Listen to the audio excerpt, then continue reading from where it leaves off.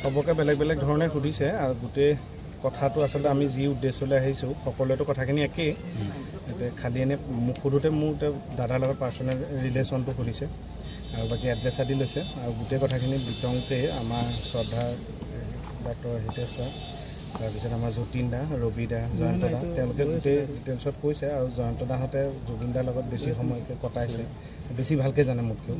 গতিকে তেওঁলোকে বাকী কথাবোৰ কৈছে বাকী আমাক এনে প্ৰিলিমিনেৰী অলপ সুধিছে এড্ৰেছ আদি সুধিছে বা ৰিচেণ্ট কিমান দিন হ'ল লগ আদি পোৱা তেনেকুৱা কথাবোৰহে সুধিছে বেলেগ তেনেকুৱা মোক সোধা নাই এতিয়া আমি টুকুৰা টুকুৰকৈ যিবোৰ খবৰ পাই আছোঁ বা শুনিছোঁ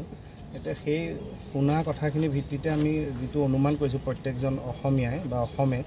যে তেখেতে যিমানখিনি মানে সেই কেয়াৰটো পাব লাগিছিল যদিও তেওঁ গা বেয়া সেইখিনি পোৱা নাছিল সেই গাফিলতিটো হ'ব নালাগিছিল আৰু সেই উদ্দেশ্যে আচলতে আমাৰ FIR এখন দিয়া হৈছে যে সেই কথাবিলাকৰ তদন্ত হওক বিভিন্নতো কথা ওলাই আছে এতিয়া সেইবোৰ বাতৰি নে উৰা বাতৰি আমি কোনো নাজানো তদন্ত কৰিলেহে ওলাব সকলো আইনৰ ওপৰত গতিকে আমি আশাবাদী যে ইয়াৰ উচিত তদন্ত হ'ব আৰু দোষীয়ে শাস্তি পাব মানে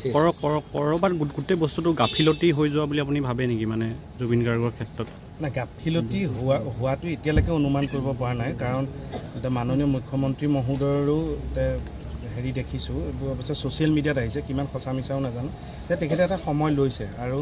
দাদাক মানে পাৰ্থিৱ কৰি বিদায় দিয়া সময়টো দেখিছোঁ খুব কম সময়ৰ ভিতৰত ইমান মানুহ প্ৰশাসন আৰু অসম চৰকাৰে সহযোগিতাত ইমান মানে সুন্দৰভাৱে তেখেতক শ্ৰদ্ধাঞ্জলি জনাব পাৰিছে গতিকে চৰকাৰৰ ওপৰত বিশ্বাস আছে